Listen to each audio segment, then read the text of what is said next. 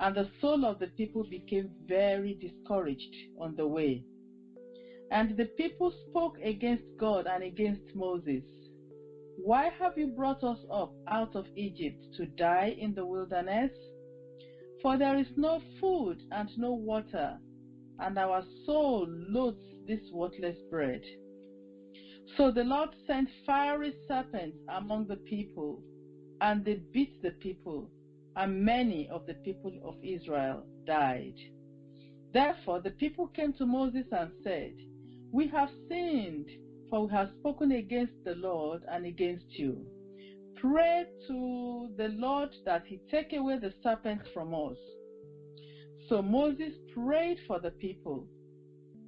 Then the Lord said to Moses, Make a fiery serpent and set it on a pole, and it shall be that everyone who is bitten, when he looks at it, shall live.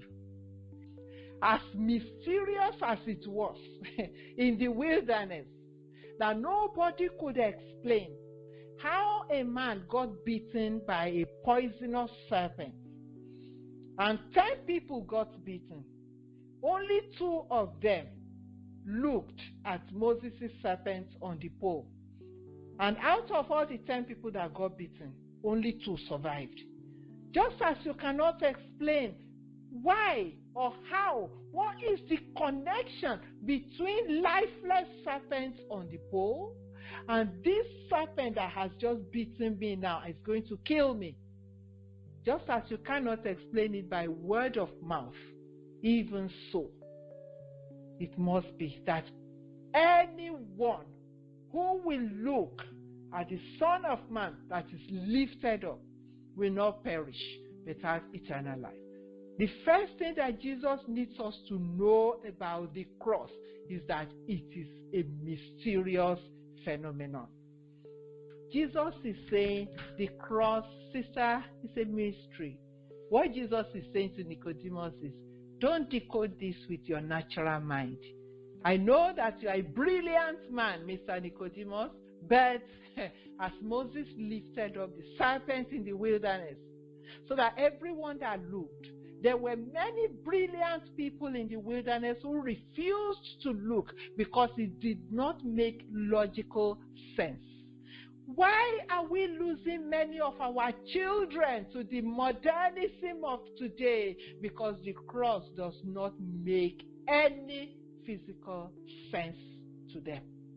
That's why we first of all have to receive the cross as a mystery that can work upon my life and transform me and change me before my life now can convince my children that this same cross that is working on my mother's life can work on my life. She doesn't even have to know how to explain it to me. That's what Jesus was saying to Nicodemus. Sister, can we say on this platform, the mystery of the cross is a mystery. Until you come into it, it will continue to be, how can these things be? It doesn't matter that you've gone to church for 10, 20, 30 years and you have not seen much of a difference in your life.